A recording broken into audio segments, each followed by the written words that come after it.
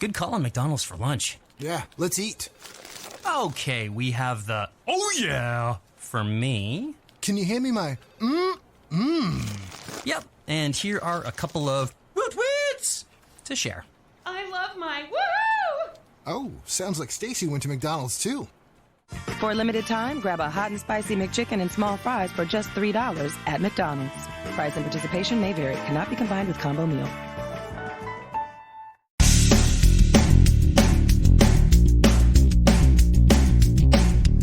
This is No BS Job Search Advice Radio, episode 1653. I'm your host, Jeff Altman, the Big Game Hunter, and welcome. I like to spend a little bit of time daily talking with you about some aspect of life, the universe, everything, particularly job hunting, obviously. And today's show is geared toward people who want to make a switch from consulting to full-time employment. Hope you find this helpful. And if you do, please give it a great review. It does help other people discover the show. And if you're interested in one-on-one coaching, there's information at the end of the show that will help you. And with that, let's get going. So you're a consultant or a long-term temp or a contractor, and you're trying to switch to full-time work on the staff of a firm rather than going as a nomad from place to place. How do you approach that? What sort of challenges do you face? Now, let me speak to a few of them. There are many, many more, but I want to talk with you about a few major ones. The first thing is on your resume. Often your assignments are relatively short term, 3 months here, 6 months there. Your first contact with an organization may not be a direct one, meaning you're not going to be introduced to a hiring manager. You may apply to something through an applicant tracking system. By the way, never, ever apply for a job through an applicant tracking system. I've dealt with that in other videos, but if you're crazy enough to do it, God bless you. And, you need to address how the resume is going to be looked at by the system, which is you're going to look like a job hopper to them.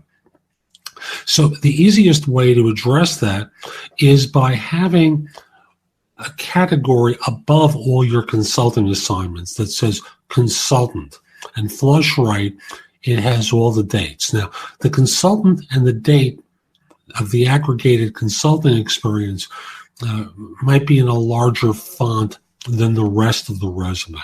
So let's say it's consultant May 2010 to present. What you're doing is demonstrating that what they're seeing during that period of time is consulting assignments rather than you got bounced from place to place. The systems will pick up on that. The other dates won't be problematic because they're going to see that first date, and that's the one they're going to attach to as the system parses the resume. So again, aggregate all your consulting work into one category that says consultant so that you're not bounced out by systems or a busy HR person reads your resume or a busy hiring manager reads your resume and goes, this person's had a lot of jobs. Okay? And if you don't think they do it, you're mistaken. So that's one simple way to get around that. Next, and this is a more complicated one. There's no simple answer to it. This issue is the one that, often you're brought in as a consultant to be a doer rather than someone who manages people who do. So I'm picking a particular number for the sake of simplicity. Let's say you're a $70 an hour person.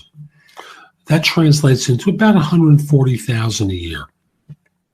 By that time in an institution, they expect that you've managed people and resources and done some budgeting work.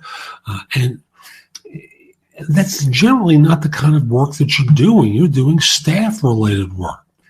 So you need to learn to be a little flexible about compensation. After all, they're paying the lion's share of your benefits. You're getting paid vacation. You're not going to get 140. You're more likely going to get 115 to 125. I know. But firms are going to try and chop you down into a price range that fits the work that you do.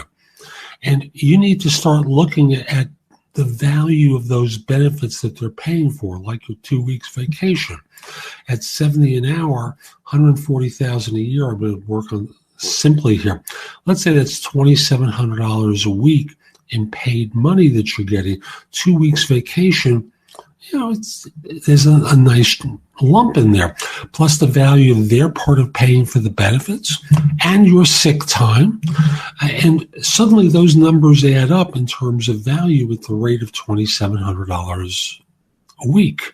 So they start looking at those numbers, and you need to recognize those numbers as well. So learn what your baseline is in terms of compensation. And if you say it's $135, be prepared for a longer job search.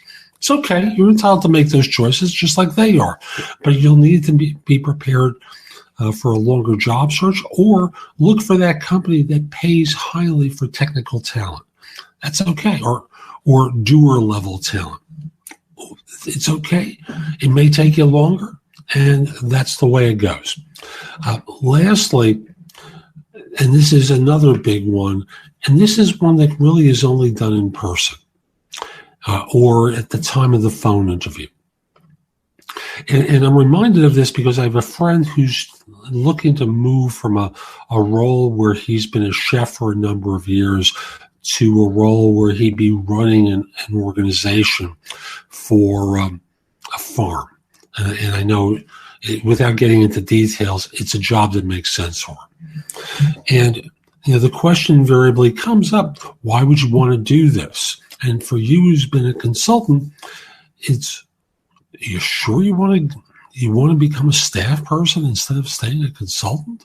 Why?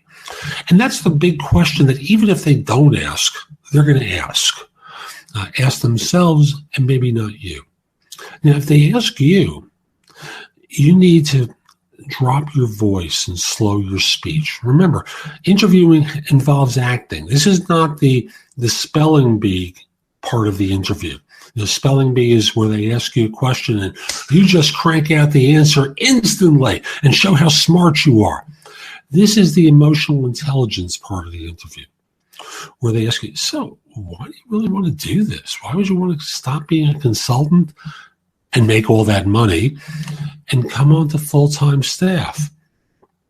Well, the fact is, it's time for me to settle down. I've got family, I've got responsibilities, and I've decided that joining an organization where I can put down roots and become a contributor to that firm makes a lot more sense for me than being a contractor.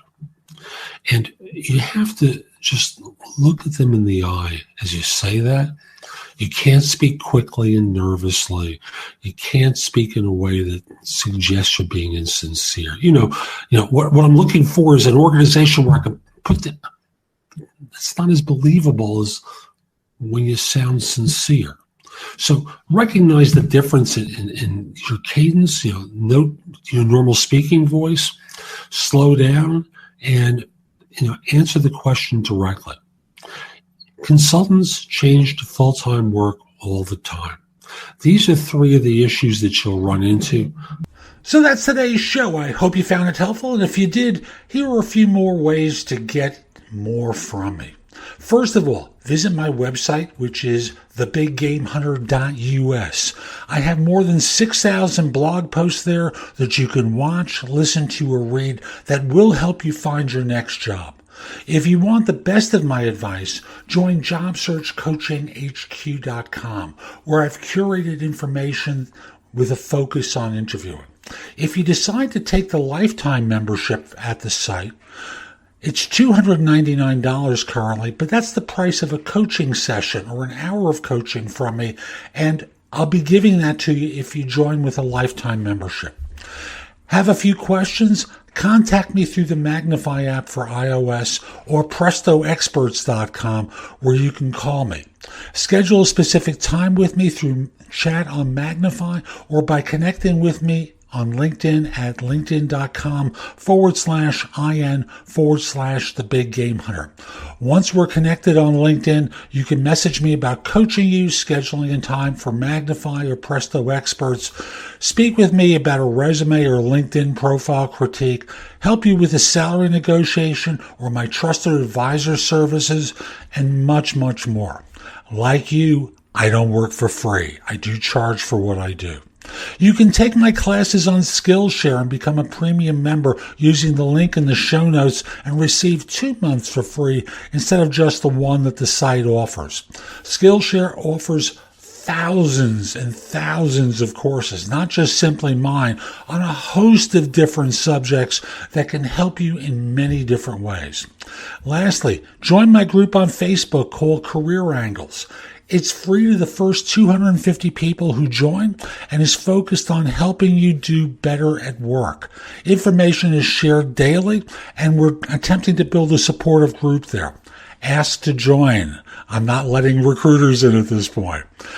So I'll be back tomorrow with more, and in the meantime, I hope you have a great day. Be great!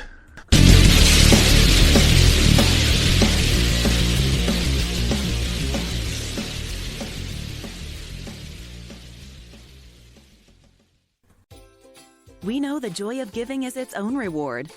But who says you can't get something for yourself, too?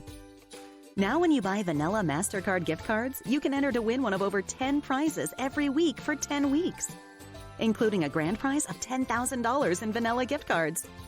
So get gifting and start sharing the delight for more chances to win. Go to get-gifting.com to learn more and enter for your chance to win. Cards are issued by the Bancorp Bank and MetaBank, members FDIC, pursuant to license by MasterCard International Incorporated, and may be used in the U.S. everywhere debit MasterCard is accepted. Terms and conditions apply. Cards distributed and serviced by Income Financial Services, Inc., which is licensed as a money transmitter by the New York State Department of Financial Services, and MLS ID number 912772. Is your cell phone bill out of control? Then this is your wake-up call. The new TracFone Wireless gives you unlimited talk and text starting at $20 a month, no contract, plus unlimited carryover data with active service. Yep, the new TracFone Wireless. Now you're in control. See terms and conditions at TracFone.com.